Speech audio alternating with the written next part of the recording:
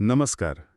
आज आपण एका अशा विषयावर बोलणार आहोत जो आपल्या सगळ्यांच्या आयुष्याला कुठेतरी स्पर्श करतो. तो विषय आहे श्रद्धेचा. हो. पण ही साधीसुधी श्रद्धा नाही, ही आहे संकटाच्या काळात टिकून राहणारी श्रद्धा. म्हणजे जेव्हा सगळी दारं बंद होतात, आपले प्रयत्न संपतात, तेव्हा त्या विश्वासाचं काय होतं. अगदी. आणि हे समजून घेण्यासाठी आज आपल्याकडे खूप सुंदर कथा आहे. गणेश नावाच्या एका भक्ताची कथा, जो भुकेने व्याकुळ आहे, पण त्याचा स्वामींवरचा विश्वास तो अढळ आहे. आणि आपण फक्त या कथेपुरतं नाही थांबणार. आपण याला मानसशास्त्र आणि जगभरातल्या कथांच्या दृष्टिकोनातूनही पाहणार आहोत. बरोबर.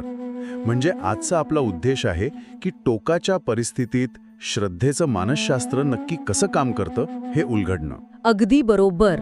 याला फक्त एक चमत्काराची गोष्ट म्हणून पाहण्यापेक्षा आपण एक केस स्टडी म्हणून बघू शकतो. केस स्टडी? हो, म्हणजे टोकाची संकटं, ज्याला आपण एक्स्ट्रीम ॲडव्हर्सिटी म्हणतो, ती माणसाच्या मानसिक शक्तीची खरी परीक्षा घेतात. खरंय. अशा वेळी विश्वास टिकवून ठेवण्याच्या प्रक्रियेत काय घडतं, आपल्या मेंदूत काय बदल होतात, आणि अशा कथा त्या जगभरातल्या संस्कृतींनी का जपून ठेवल्या आहेत. गणेशाची कथा हे सगळं समजून घेण्यासाठी एक उत्तम सुरुवात आहे.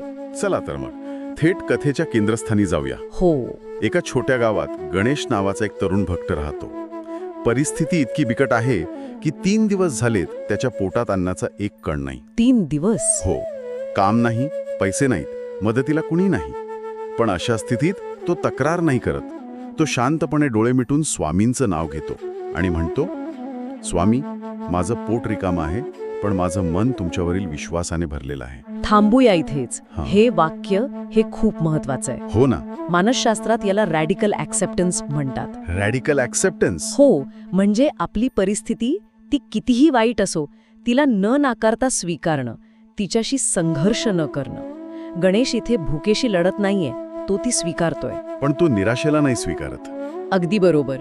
तो श्रद्धेला धरून आहे. हा खूप सूक्ष्म पण शक्तिशाली फरक आहे. बहुतेक लोक अशा वेळी हे माझ्यासोबतच का या प्रश्नात अडकतात. हो, बरोबर. गणेश त्या टप्प्याच्या पुढे गेलाय जिथे तो परिस्थितीला नियंत्रणात आणण्याचा प्रयत्न सोडून देतो.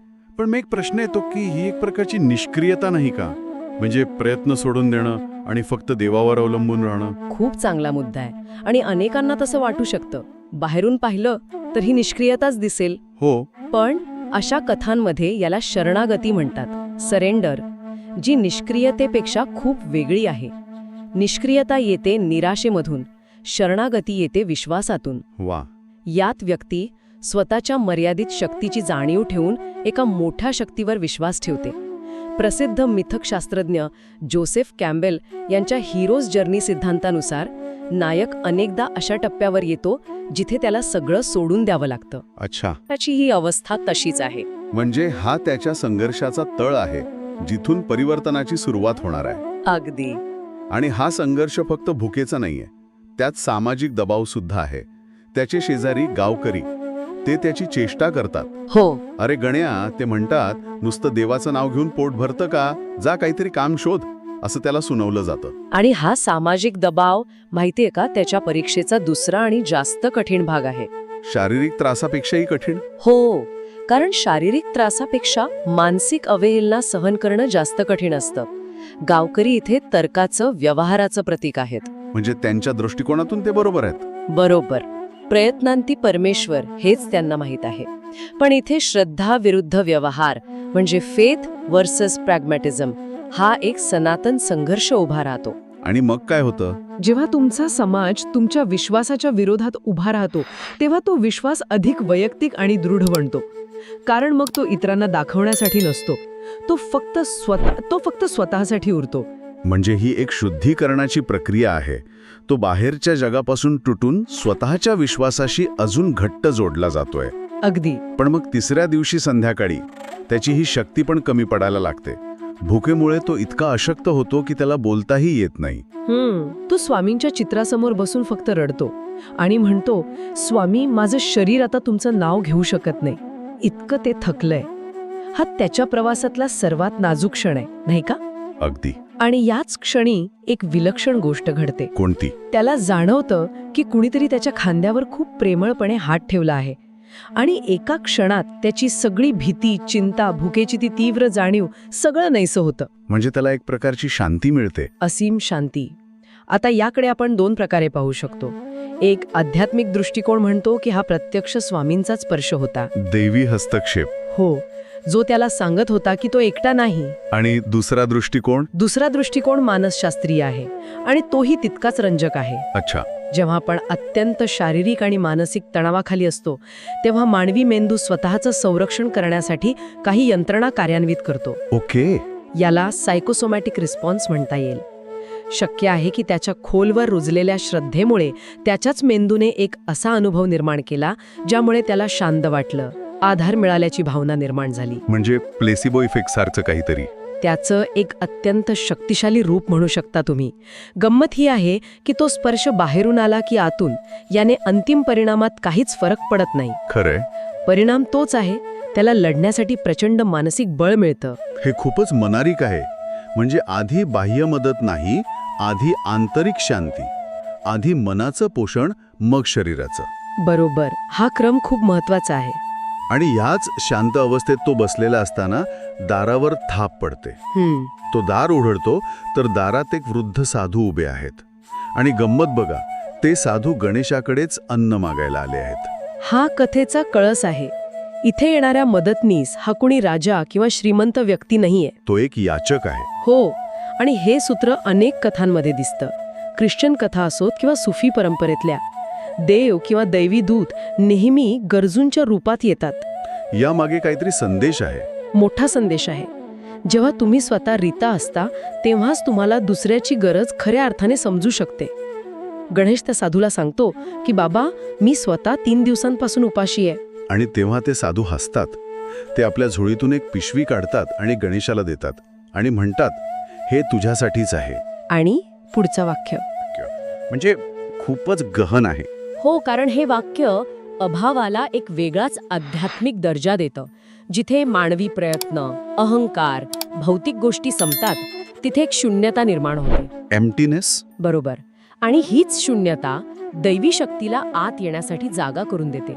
जोपर्यंत आपलं पात्र आपल्या प्रयत्नांनी आणि अपेक्षांनी भरलेलं आहे, तोपर्यंत त्यात दुसरं काही भरता येत नाही. गणेशाने स्वतःला पूर्णपणे रिकामं केलं होतं. आणि म्हणूनच ती जागा भरण्यासाठी हा दैवी हस्तक्षेप झाला. आणि मग तो क्षण येतो. गणेश ती पिशवी उघडतो तर आत गरम पोळ्या, भाजी, भात, मिठाई सगळं काही आहे. तो भारावून जातो आणि त्या साधूंचे आभार मानण्यासाठी मागे वळतो तर ते तिथे नसतात, अदृश्य झालेले असतात. हे अदृश्य होणं हे चमत्काराच्या घटकाला अधिक बळकटी देतं. हो, म्हणजे ते कुणी सामान्य मानव नव्हते. नाही, ते फक्त त्यांचं कार्य करण्यासाठी आले होते. जोसेफ कॅम्बेलच्या भाषेत सांगायचं तर हा सुपरनॅचरल एडचा टप्पा आहे, जिथे नायकाला एका अतार्किक दैवी शक्तीकडून मदत मिळते. त्यामुळे गणेशाच्या मनात आता कोणतीही शंका राहत नाही की ही मदत थेट स्वामींकडूनच आली आहे. अजिबात नाही. तो धावत घरात येतो, ते अन्न देवापुढे ठेवतो आणि विचारतो, स्वामी, हे तुम्हीच ना? आणि त्या क्षणी दिव्याची ज्योत मोठी होते आणि त्याला चित्रातील स्वामी हसताना दिसतात. त्याला आतून आवाज येतो, भिऊ नकोस, मी तुझ्या पाठीशी आहे. या एका क्षणाने त्याचं आयुष्य बदलून जातं आणि तो म्हणतो, स्वामी, तुम्ही देव नाही, तुम्ही माझे बाबा आहात. हा जो देव ते बाबा हा प्रवास आहे, तो मला या कथेचा आत्मा वाटतो. अगदी हाच खरा बदल आहे. देव ही संकल्पना मोठी, औपचारिक, थोडी दूरची असू शकते, ज्यात भीती आणि आदर असतो. हो, पण बाबा हे नातं ते वैयक्तिक आहे, प्रेमळ आहे, जवळचं आहे, ज्यात हक्क आहे, अधिकार आहे. बरोबर. गणेशाला फक्त अन्न मिळालं नाही, जे काही तासांनी संपून जाईल. त्याला एक नातं मिळालं, एक संरक्षण कवच मिळालं, जे आयुष्यभर त्याच्यासोबत राहील. हाच त्याच्या परीक्षेचा खरा पुरस्कार आहे. म्हणजे भौतिक अन्न सोबतच त्याला आध्यात्मिक पोषण मिळालं. त्याचं देवाकडे पाहण्याचं संपूर्ण प्रतिमान म्हणजे पॅराडाईम बदलून गेलं. तर मग ह्या संपूर्ण चर्चेतून आपण काय शिकू शकतो? ही कथा आणि आपलं विश्लेषण आपल्याला सांगतं की श्रद्धा ही फक्त एक भावना नाही, तर ती एक प्रक्रिया आहे. बरोबर. संकटाच्या काळात ती अधिक तीव्र होते, सामाजिक दबावामुळे ती अधिक वैयक्तिक बनते आणि शरणागतीच्या क्षणी तिला प्रतिसाद मिळतो. गणेशाकडे काहीच नव्हतं, पण त्याच्याकडे सर्वात मोठी शक्ती होती, त्याचा अढळ विश्वास. आणि महत्वाचं म्हणजे या कथेचा शेवट फक्त जेवण मिळण्यावर होत नाही, तर एका नव्या नात्याच्या स्थापनेवर होतो. हे आपल्याला शिकवतं की अशा अनुभवांचं खरं फळ भौतिक नसतं, तर ते आपल्या दृष्टिकोनात आणि चेतनेच्या पातळीत होणारा बदल असतो. गणेशाच्या जीवनातला खरा चमत्कार जेवण नव्हतं. खरा चमत्कार होता त्याचा स्वामींशी बाबा म्हणून जोडला जाण्याचा अनुभव. जाता जाता ऐकणाऱ्यांसाठी एक विचार सोडून जातो. या कथेत आणि अशा अनेक कथांमध्ये असं दिसतं की मदत अगदी शेवटच्या क्षणी येते, जेव्हा व्यक्ती पूर्णपणे तुटलेली असते. याचा अर्थ असा होतो का की आध्यात्मिक वाढीसाठी किंवा अशा अनुभवांसाठी संकटे आणि संघर्ष आवश्यकच आहेत, की संकटे ही केवळ जीवनातील एक नैसर्गिक घटना आहे आणि श्रद्धा त्यातून पार पडण्यासाठी आपल्याला फक्त एक मानसिक आधार देते? संकटे ही शिक्षक आहेत की केवळ अडथळे? यावर विचार करायला हरकत नाही.